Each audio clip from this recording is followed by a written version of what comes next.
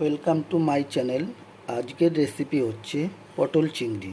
পটল চিংড়ি বানানোর জন্য কি কি লাগবে সেগুলো দেখে নিন। এখানে চিংড়ি মাছ আছে, তাতে নুন হলুদ দিয়ে রেখে দিয়েছি, এরপরে মাখিয়ে নেব। আর পটল আছে।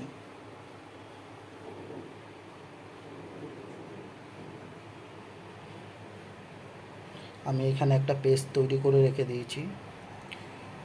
জিরের গুঁড়ো, হলুদের গুঁড়ো, কাশ্মীরি রেড চিলি, লঙ্কার গুঁড়ো আর নুন দিয়ে পেস্ট তৈরি করে রেখে দিয়েছি। আর টমেটো পেস্ট করে রেখে দিয়েছি, দেখে নিই। এরপরে আমি রান্নাটা শুরু করতে চলেছি, দেখতে থাকুন। দেখুন, কড়াইতে তেল দিয়ে দিয়েছি। এবার এই তেলে এক এক করে সব কিছু ভেজে তুলে নেব। প্রথমে দিচ্ছি পটল।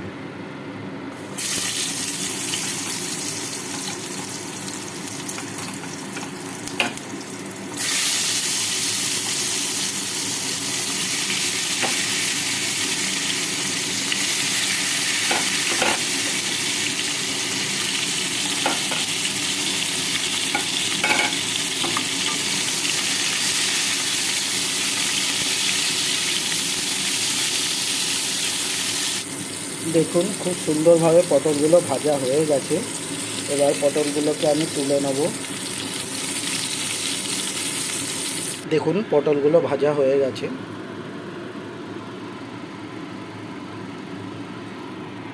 এবার আলুগুলো ছেড়ে দেবো এর মধ্যে। আলুগুলো ভেজে তুলে নেব।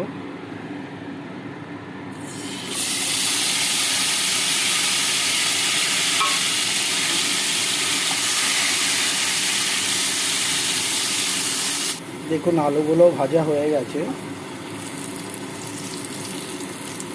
আলুগুলো এবার তুলে নেব। দেখুন, আলুগুলো ভাজা হয়ে গেছে।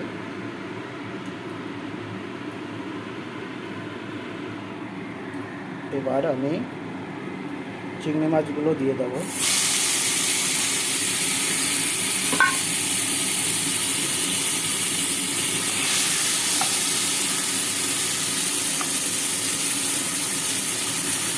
দেখুন, চিংড়ি মাছগুলো ভাজা হয়ে গেছে। চিংড়ি মাছ একদম টাইম লাগে না, নিয়েছি।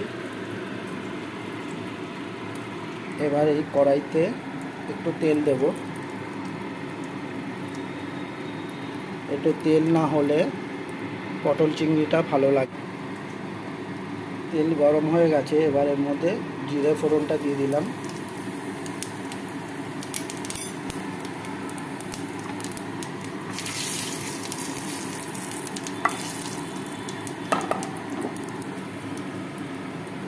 একটা কাঁচা লঙ্কা দিয়ে দিলাম।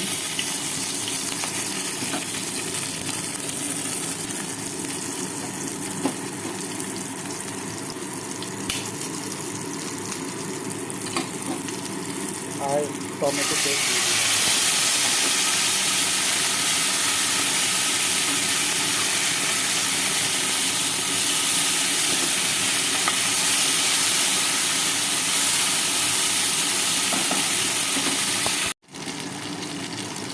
এই তেলের মধ্যে আদা পেস্টটা দিয়ে দিলাম।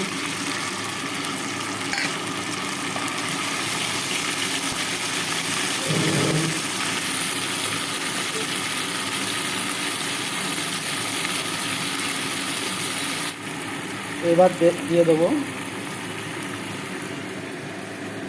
এই লঙ্কার পেস্ট। সব মিশিয়ে পেস্টটা দিয়ে দেবো।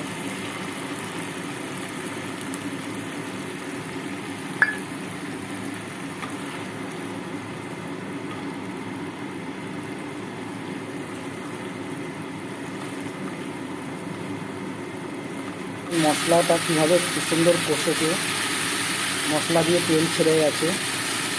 এবার আলুগুলো, ভেজে রাখা আলুগুলো দিয়ে দেবো।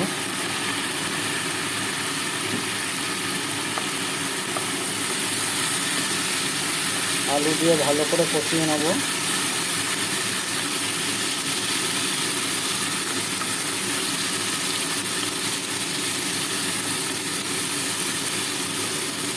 তার সঙ্গে ভেজে রাখা চিংড়ি মাছটাও দিয়ে দেবো। সব দিয়ে একবারে কষাবো।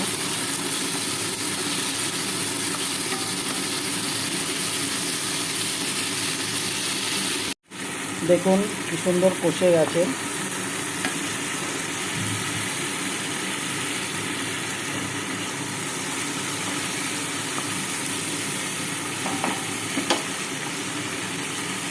এই ভেজে রাখা পটলগুলো দিয়ে দেবো।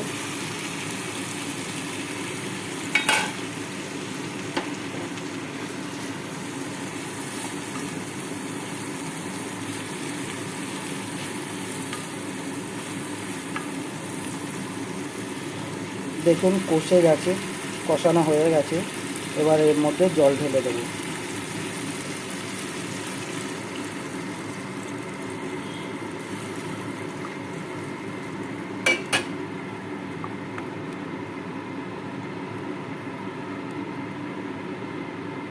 ফুটে গেলে, ভালো করে হয়ে গেলে, রেডি হয়ে গেলে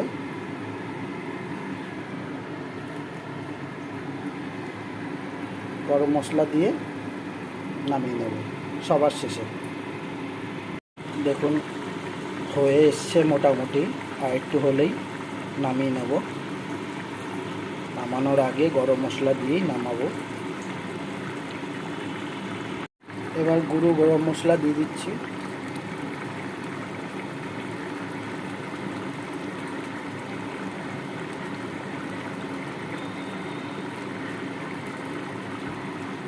এবার নামিয়ে নেব, হয়ে গেছে।